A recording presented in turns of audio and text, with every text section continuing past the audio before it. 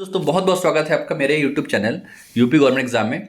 दोस्तों आपका R O Allahabad high court का आर ओ का एग्ज़ाम जो है वो 10 तारीख से शुरू हो रहा है।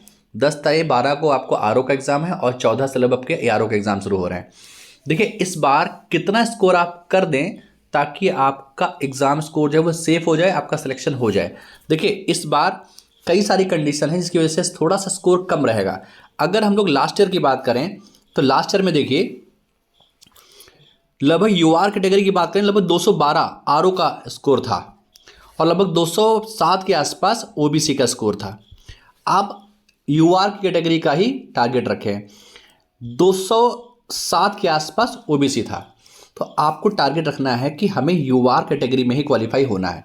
तो अगर हम बात करें कि कितना स्कोर इस बार सेफ रहेगा, देखिए पहले हम लोग बात कर लेते हैं कि इस बार थोड़े से चांसेस कम हैं कि इस बार कट ऑफ कम रहेगा।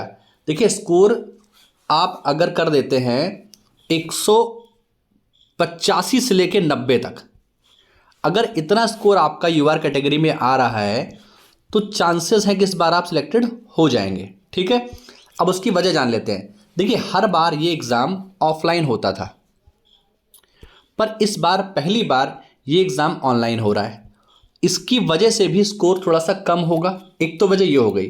दूसरी बार हर बार होता क्या था, हर बार एग्ज़ाम जो होता था वो इलाहाबाद अपना आयोग करवाता था। इस बार उसने एनटीए को दिया है। अब एनटीए को देने की वजह क्या है? वजह ये है कि इसमें कई तरीके के करप्शन हो जाते थे, कई सारी चीटिंग्स हो जाती थी, इसकी वजह से स्कोर बढ़ जाता था।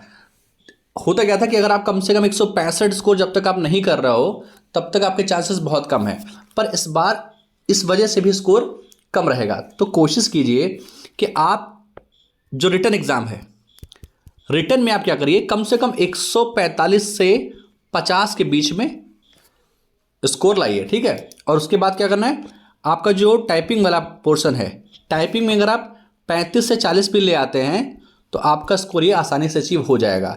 आपका स्कोर देखिए 145 150 नंबर लाना, रिटर्न में 150 नंबर लाना कोई बहुत बड़ी बात नहीं है। जो मेजर पोर्शन है जैसे कि इंग्लिश हो गई, जैसे कि कंप्यूटर हो गया, जैसे कि हिस्ट्री हो गई और एक करंट अफेयर, इनको अगर आप टारगेट कर लें तो आप इन स्कोर में अगर अच्छा करेंगे तो आपको अपने आप ही आपका स्कोर 150 प्लस कर जाएगा। अच्छा स्कोर आप कर सकते हैं। तो कोशिश कीजिए कि 150 प्लस नंबर ही रखिए और 150 से कम नहीं होने चाहिए। उसके लिए आपको सिर्फ और सिर्फ प्रैक्टिस करनी है। तो दोस्तों आपको कम से कम 185 प्लस नंबर रखने ही रखने पड़ेंगे, आपका स्कोर सेफ हो जाएगा। और दूसरी बात ये भी है कि पिछली बार के कंपैरिजन में इस बार स्कोर कम जाएगा, ये श्योर इस बार कम जाएगा।